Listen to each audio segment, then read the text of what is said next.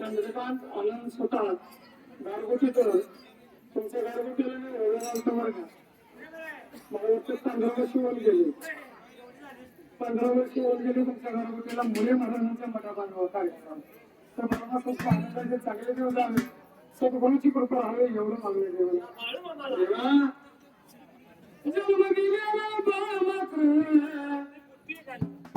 आईला पाहिला आणि समोर गेला. आई ती आई ग सकाळ जवळ पाण्याशिवाय माझ्याकडे काही नाही आई. हे माझी गरीब गाई गे हरली. हे माझी माई एक घास मला देशील का ग. एक घास आई मला भरून शिरतात. आई हृदय भरून मोड कोमी गेला काही गरीब आई बोलती बाळाला काय बाळाले. अरे एक घासरी अन्न नाही रे घरात. आई अगं ताजं नसलं तर राहू दे ग. एक शिराचा तुकडा देशील का ग तुझ्या बाळाला. आईने पदर पसरते बघा. मुली आणि दोन मुलं लहान सुद्धा मोठं बाळ म्हणतं आई ग गळ्या करणं सोपं कर नाही मी तुला भीक मागतो आई पण मला जेवायला वाढवतो. काय करू देवा मला देव जेवढे झालं वर्ग झाला की मधाना नाही गुण तुला चालला. सगळं केलं मातीच्या ठिकाण्याला देव नवसाला पाविना धावण्याला धाविना काय करायचं कळना या ठिकाण्याला. देवा शंकराच्या रावणाला जाऊन पिंडीला लागली हात करून विनंती करायला बोलू लागली माझ्या भोया देवाला.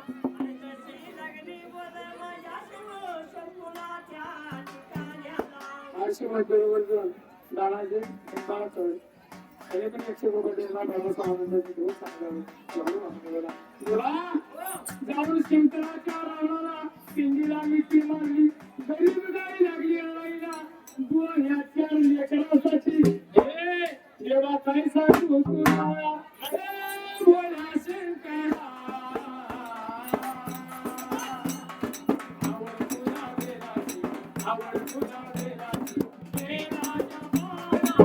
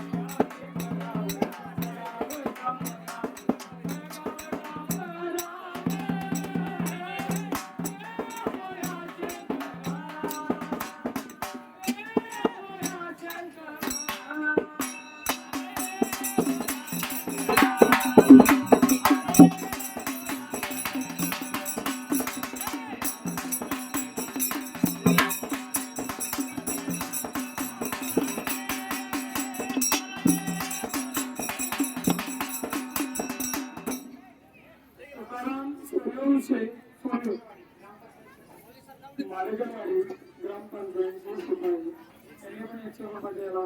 त्याला पण बहुत असे खूप आनंदाचे चांगले दिवस झाले. वडापावांचे वाटण करून सदैव वडांना त्यांच्या पाठीस लावलं. एवढं मागणं माझ्यासाठी गुरु